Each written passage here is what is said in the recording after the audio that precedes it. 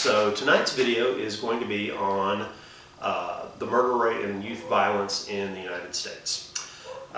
Getting most of my information from a book by Lieutenant Colonel Dave Grossman. He wrote this book called On Killing, and it's about how soldiers are trained, and I'm going to compare that with the chapter he put on youth violence in America. So, there are three keys to training a youth or a soldier to be able to kill. And the first one is classical conditioning. That is telling them it's okay, having them be exposed to violence, to watching movies and games and TV, and seeing violence, and basically dehumanizing the victims in their minds, to getting so used to seeing horrible things that it no longer bothers them. That's step one. Step two is operant conditioning. That is where soldiers firing at pop-up targets that are shaped like human beings, so that when they go out into war and somebody pops up, they shoot them on reflex without thinking, as long as they know it's the enemy, of course. Now, kids, they go out and they play video games, they do first-person shooters, they do shooters where they hold rifles and pistols in their hands and fire at the screen, and they're learning the exact same things as the soldiers do, to fire at something that pops up. The key difference is they're shooting whatever pops up, and there's no penalty for hitting the wrong thing except throwing another quarter in the machine. So they're being enabled to shoot, but not taught don't shoot at certain things like the soldiers and like the police are. All right, and the third is role models. In the military, you have your drill sergeants and your NCOs and your leaders, who are your role models, who teach you what is right and wrong.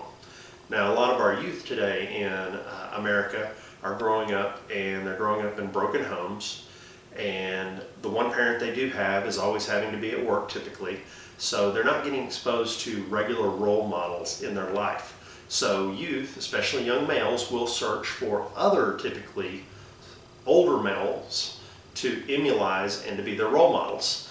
So in the inner cities and in public housing, they're going to find, unfortunately, probably older kids that are in gangs to be their role models.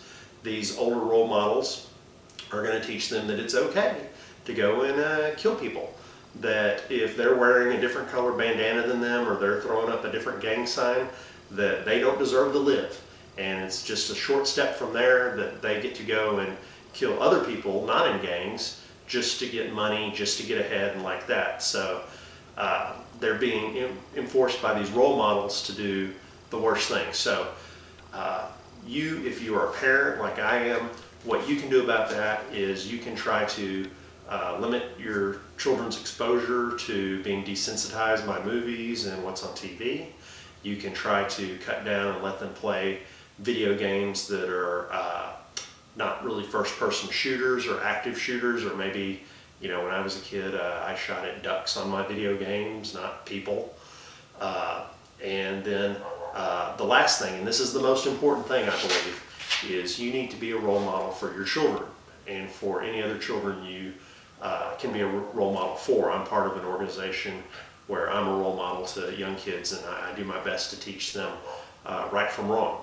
So the role model, if you're doing it right, you're going to teach them right from wrong, and when they get exposed to the wrong role model, they won't listen to them.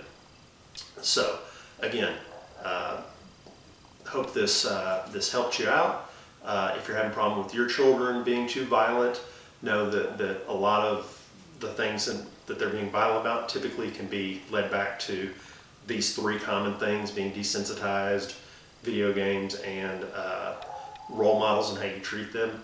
And you know, it's much more complicated than that, unfortunately. But I hope this video helped you. And as always, you know, be safe, and you know, take time out to go and be there for your kids. Thanks, and have a good one.